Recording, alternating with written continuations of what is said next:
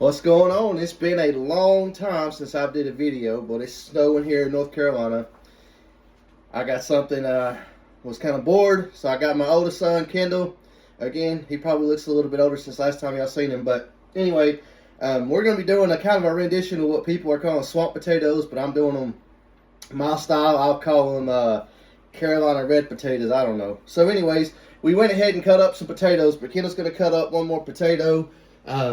I got them at about this size right here, just kind of chunking them up. So I'm going to dump this water out and put them in the crock pot. Kendall, if you want to cut that one up.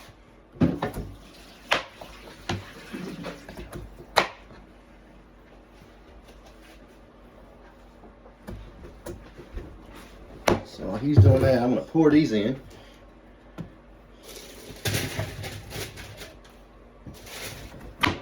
Cut that one up.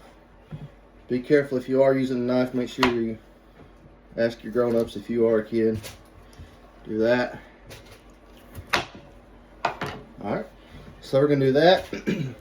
Then I have some fresh deer sausage. Thank you, Aunt Dorothy, for bringing this up from Florida. But I got some deer sausage, but you can use any kind of sausage that you want to. But I'll cut this up into small slices. This is some smoked deer sausage that my Aunt Dorothy brought up to me. And it's my favorite sausage in the world. I could eat this for breakfast, lunch, and dinner. And even sometimes dessert, probably. So we'll cut this up. And we'll put this in here. And while that's doing, I'm going to sprinkle a little bit of olive oil.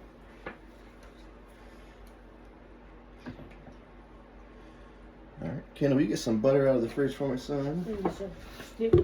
I use some soul seasoning, and I put a good bit of soul seasoning on mine.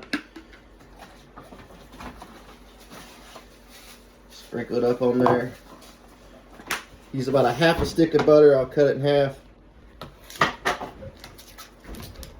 Then I'll cut it in slices. Throw that on there. Got a can of green beans. Kendall, will you pour them green beans in there? You don't even have to drain them. We'll leave some of that juice in there to let it cook too. I like the Italian green beans, but use whatever kind you want to.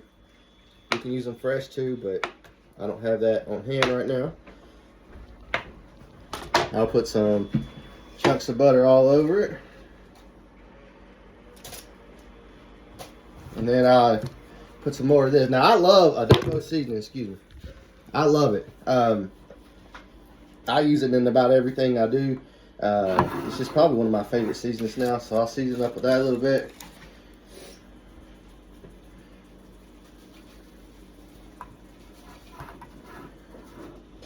Alright, and then Kendall's going to put a can of cream of mushroom. You can also do cream of onion or cream of chicken, whatever your preference is, to thicken it up just a little bit.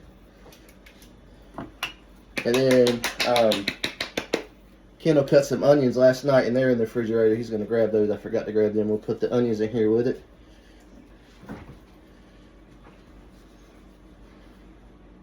In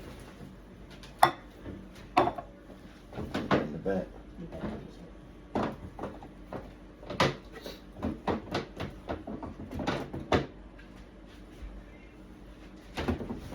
Just went to the grocery store trying to get this thing organized. So you cut them up.